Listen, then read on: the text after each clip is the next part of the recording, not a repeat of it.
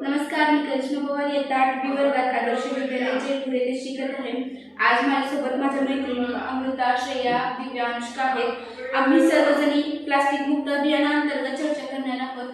सर्वप्रथम अमृता, तुला प्लास्टिक याबद्दल काय माहिती आहे? प्लास्टिक प्रदूषणाची समस्या दिवसेंदिवस वाढत आहे. संशोधनातून लक्षात आले आहे की देशात मागील 2 दशकांमध्ये प्लास्टिकचा उपयोग मोठ्या प्रमाणात वाढला आहे. प्लास्टिक वापरता सोपे आणि स्वस्त असते. यामुळे लोकांमध्ये प्लास्टिकपासून बनवलेली वस्तूंची लोकप्रियता आहे. खरंच करिश्मा, माझ्या सभोवताली सर्व प्लास्टिकमुळे जग असल्यासारखं मला वाटतं. घरातील भाजीपाला, अन्नधान्य, कडधान्य एवढेच काय, वह्या पुस्तकं ठेवण्यासाठी आणि टेबलावर आचारण्यासाठी भरपूर लोक प्लास्टिक वापरत असलेले मी पाहिलेले आहे. यासाठी आणि यामध्ये वाद आणि वादच होत आहे.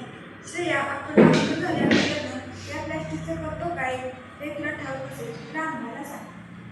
प्लास्टिक प्रत्येकाला हवेसे आहे, परंतु वापरातून बाद झाल्यावर ते कोठे टाकावे हे मलाही समजत नाही.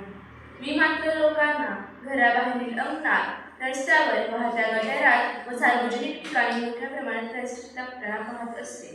त्याचे मत परिवर्तन करणे ही काळाची गरज आहे. आपण यासाठी उपाययोजनेबाबत दिव्याकडून माहिती घेऊ.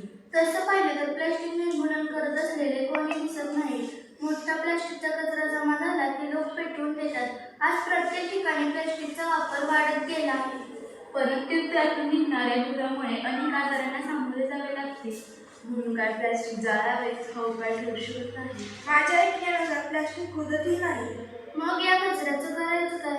कागद असता तर लगदा करून परत वापरला असता किंवा त्याचा पुनर्वापर केला असता. परंतु प्लॅस्टिक पेटवल्यानंतर त्यापासून प्रदूषण होते. त्यामुळे आपल्या आरोग्यावरती फार मोठा दुष्परिणाम होतो. म्हणजे श्वसनाचे विकार, घशाचे आजार व डोळ्यावरील परिणाम दिसू लागतात. रस्त्यावरती कचरा असतो हे सुद्धा चुकीचं आहे. मी कालच एका कुत्र्याला प्लॅस्टिक खाताना पाहिले. ते खाल्ल्यानंतर त्याची होणारी तडफड मला बघवली नाही. काही वेळानंतर ते तडफडून जीवाला मुकले. हे पाहून मला खूप वाईट वाटले. खरंच आमच्या शेजारच्या गायीने प्लास्टिकच्या कॅरी बघा चाऱ्यात चघळल्या. तिच्या पोटात गेल्या म्हणून तिचं मरण ओढवलं. तिचं बिचारं रेडकू रडलं. दुधा वाचून त्या लेकराचं अडलं. माझं मन खूप तडफडलं. प्लॅस्टिकचा कचरा हेच त्याचं कारण. खरं तर प्राण्यांसोबत माणसासाठी प्लॅस्टिक खूप घातक आहे.